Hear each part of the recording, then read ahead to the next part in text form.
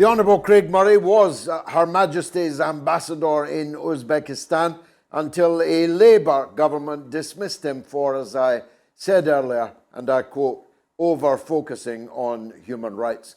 He's been over-focusing on them ever since, the human rights of all kinds of people around the world. He is an activist, a writer, a blogger of the very first rank. That's why they try so hard to close him down, even at one stage throwing him behind bars. But vindicated, of course, he was and is now in possession of some quite explosive material. We'll ask him about it, shan't we? It is Craig Murray. Welcome, sir, back onto the show. Let's talk about that first, and then the bigger picture of the new First Minister in Scotland that will shortly be emerging. The SNP Defence Secretary, or Defence Spokesman, how can I put this kindly, is a hyper-NATO fanatic, a man who hates Russia and its present government, a man who is fanatically pro-Zelensky and Ukraine. How did he end up, as it were, posting the keys to his emails through what he calls a Russian letterbox of some kind? Can you shed any light on that? Yeah, I mean, it really does seem to be quite remarkable, because the man is, the hawk's hawk. He's absolutely in favour of the British Armed Forces. He likes to dress up occasionally in British military uniform as some kind of reservist. He's absolutely in favour of everything security services does, and absolutely in favour of British foreign policy, which, to me, as a Scottish independent supporter, makes him a very unlikely member of the Scottish National Party. But he seems to have fallen for a phishing scam that a 12-year-old would not fall for. He was actually sent an email purporting to come from somebody he knows, and you opened the email and it asked you to click on a link, and then the link asked you to enter your email address and password. And I don't know anybody who would fall for that. I know absolutely nobody who would fall for that. And he claims it was the Russians, because obviously, only the Russian state could be fiendishly full of masterminds who could invent that kind of sophisticated hacking operation, as he's called it. Whereas I don't think there's any evidence it's got anything, to my knowledge, to do with Russia at all. But it really is. I doubt the Russians have ever heard of him, Craig. I doubt the Russians have ever heard of him, or I'm saying I doubt the Russians have ever heard of him, or would be particularly interested in his emails. But I'm definitely interested in his emails, and I know a few people who would be equally interested. Some of them pro-independence like you, some of them against it like me. You, of course, who else? Nobody else would have the courage to declare so other than you. You've come by these emails. You had nothing to do, of course, with the fishing expedition, and you had no connection to any operation that there may or may not have been, but you had the good sense to know who might have these emails. So what are you going to do with them? Yeah, well, at the moment, we're going through an editing process. We've taken legal advice. And another part of the story, of course, is that I announced that I had the emails and would be publishing some of them in the interest of journalism. And within 3 hours, the police were at my door of the house, demanding to come and speak to me and warn me against publishing these emails. And that's quite extraordinary, because certainly here in Scotland, if you have a burglar break into your house, the chances of getting a policeman in 3 months, let alone 3 hours, are almost nil. And yet we have the flying squad charging round here, 2 senior plainclothes detectives, and I haven't done anything yet. To warn me against thinking about a crime, which is a remarkable new service by the police.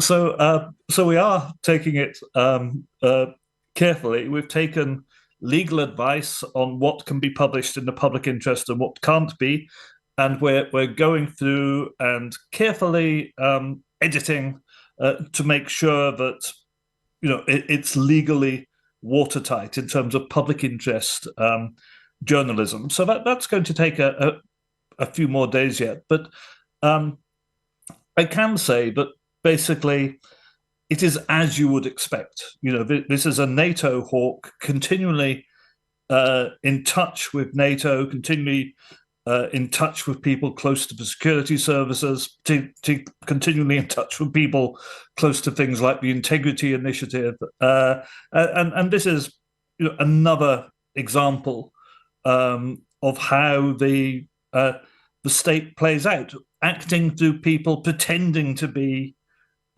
opposition people, and I think there's a good parallel there with the Paul Mason emails, for example, that were linked. Yes, it's about form and content that I was just discussing actually with Donald Courter in Moscow, as it happens, an American journalist. I'm not interested in McDonald's views on NATO and Russia and the rest, because I already know the kind of piece of work that he is. I'm interested most particularly, although a political opponent of mine, I'm a great admirer of Alex Salmond. I worked with him in Parliament for decades. I consider that he was the victim of a potentially catastrophic, fatal attack, injustice, which could have seen him die behind bars. I'm interested if there's anything in the emails that might take me closer to the truth of who framed Alex Salmond. Are you able to indicate if there's anything at all of that nature? Not that we found at the moment, and there's a huge amount of material to go through, and there's no smoking gun on the Salmond conspiracy at the minute. I mean, I think we all know. Well, we all do. I definitely know. I think most people realise that the plot to lay false charges and make false accusations against Alex Salmond was organised from the office of Nicola Sturgeon and from the office in SNP headquarters of her husband, Peter Morell. And there was enough evidence of that in court, which made it perfectly plain what had happened, which the media chose not to publish. But there's nothing I'm aware of so far that goes to the heart of this in the McDonald material. But we're still, we've by no means been through it all yet. Well, I hope you can find something, because this has been kicked into the longest of long grass. Alex Salmond was framed. He was falsely accused. He was acquitted by a majority woman jury, the kind of jury that the SNP government would like to, or at least said they would like to, abolish for trials such as Alex Salmond's. But at the moment, we don't know who did it. I mean, we all kind of know, we all kind of suspect, but where's the accountability would be the point that I would make. But let's not go further on to that thin legal ice. Let me take you to the surprise resignation of Nicola Sturgeon. At least it was a surprise to me. Was it one to you? The timing of it certainly was a surprise. I mean, it seemed like she was coming to the end of her tether over the last few weeks. She seemed to have boxed herself in on an independence referendum and had nowhere to go. she'd made a fool of herself over her gender recognition reform bill, and was being openly mocked really by journalists in press conferences. So she seemed to be in quite a sticky place. But the timing, I think, took everyone by surprise. I really didn't see it coming quite that quickly. No, again, I agreed with Salmond in what he said about this gender recognition issue. It seems an odd priority for a nationalist government, which by definition you would think had as its principal task the rallying of the widest possible part of the nation for the independence cause, rather than going down alleys and avenues that were much more likely to divide the population and distract the population. But in Ian McWhirter's rather definitive piece in The Spectator this evening, in which he states that it was the Green Party that were to blame for leading the SNP down this alleyway, and that the Green SNP coalition will be lucky to survive the week. Is that how you see it? I think if the SNP aren't going to continue to pursue the gender recognition reform, then the coalition wouldn't last. I would say I think Nicola Sturgeon had an intense personal commitment to it. There was this rather extraordinary thing that happened a couple of years ago when a couple of, I think about 6 trans activists quit the SNP because they felt it wasn't being pursued strongly enough. And she made this YouTube video appealing to them to come back, which was very, very strange for a party leader. So I do think, I don't think you should underestimate how strongly she was committed. I should say, personally, I have no difficulty with trans rights. I'm a live and let live sort of person, and I think the principle of self-ID makes perfect sense. But to take it to the extreme of saying that rapists should be able to self-ID as female after having committed rape, and then go into women's prisons, and that kind of, frankly, mad ideological stance, how she got into that position, I will never quite understand.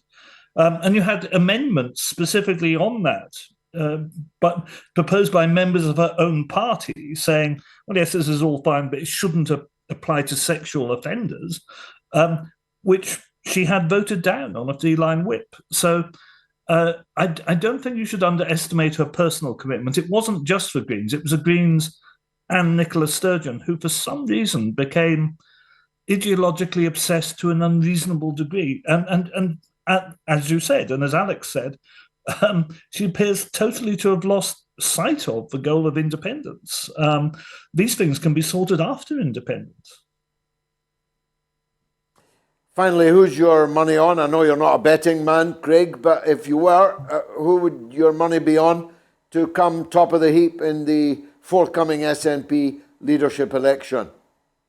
Well, I think, unfortunately, and very unfortunately, we'll probably end up with Angus Robertson, who is as popular with MI5 and the British Army as Stewart McDonald is. And I'm afraid I don't think we're going to see the security services letting go their grip on the SNP anytime soon. Craig Murray, thanks as always for joining us on the mother of all talk shows.